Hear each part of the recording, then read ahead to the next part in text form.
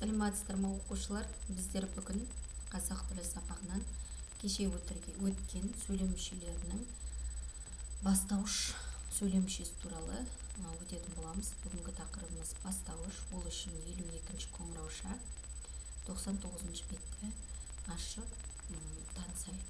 Бірінші берілген жаттығу, 5-ші жаттығу. Мәтінді мен оқып берейін, мұқият тыңдаңыздар. Киіз үй тарихымыздағы ең алғашқы сәулетті құрылыс. Көшіп қонуға ыңғайлы. Киіз үйдің жалпы салмағы жиһаздармен қосқан кезде 300-400 келіге жуық. Кереге, уық, шаңырақ, сықырлауық киіз үйдің негізгі бөлшектері. Кереге киіз үйдің негізгі қаңқасы болып есептеледі. Ол талдан, қайыңнан жасалады. Бұл жерде біз естімеген кереге, уық, шаңырақ, сықырлауық сөздері кездеседі. Бұлардың барлығы киіз үйдің бөлшектері. Кереге деген қабырғасы, тор тәрізді ашылып жабылатын. Уық керегеменен шаңырақты байланыстыратын. Шаңырақ төбесіндегі дөңгелек бөлігі және сықырлауық деп аталғаны бұл есігі. Енді астында біздерге сұрақтар берілген. Ата-бабамыз неліктен киіз үйді пайдаланылған? Біз осы кеше жақында дүниетану, осы алдыңғы аптада дүниетану пәнінен көшпелі және отырықшы шаруашылық туралы өткен болатынбыз. Сонда көшпелі қазақ қауымы киіз үйді пайдаланған. Неге? Себебі олар көшіп қонуға ыңғайлы. Үйін жинап алады да, түйе, жылқы сияқты жануарларға тиеп, әр жерге көше беретін болған. Ал тас үйлерді оларды тастап кетуге тура келеді, егер тастан салынатын болса. Киіз үй әрі жылы, әрі алып жүруге ыңғайлы, қай жерге барып қоныстанатын болса да. Сол үшін киіз үйді пайдаланған екен. Екіншісі, киіз үйдің негізгі бөлшектеріне нелер жатады? Жаңағыдай айтып кеткеніміз, кереге, уық, шаңырақ, сықырлауық. Бұлардың барлығы ағаштан жасалады. Қандай ағаштан жасалады деді жаңа? Қайыңнан және талдан жасалады.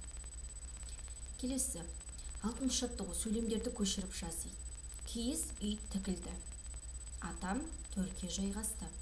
Балалар далада ойнады.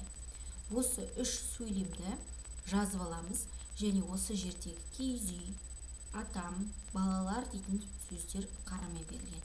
Осыларға сұрақ қояйық, оқушылар. Киіз үй тігілді. Не тігілді? Киіз үй тігілді.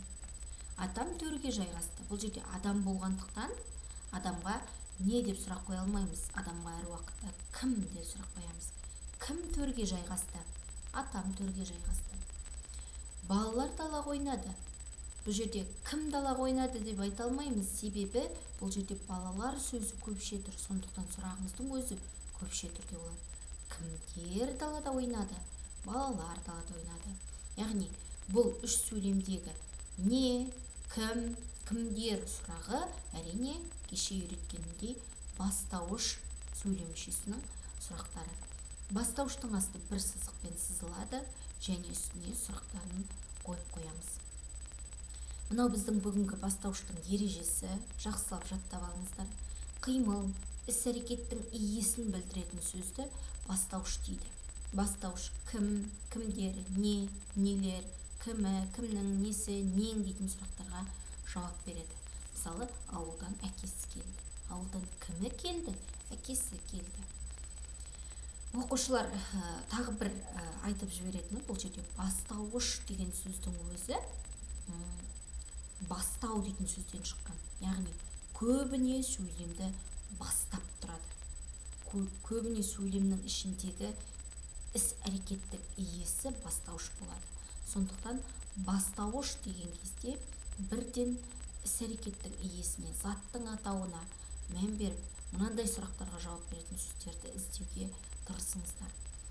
Келесі 7-ші суретке қараймыз. Сурет бойынша әңгіме құрап жазыңыздар дейді. Бұл ауызша, бұл тапсырманы ауызша орындасаңыздар болады. Бұл жазу міндетті емес.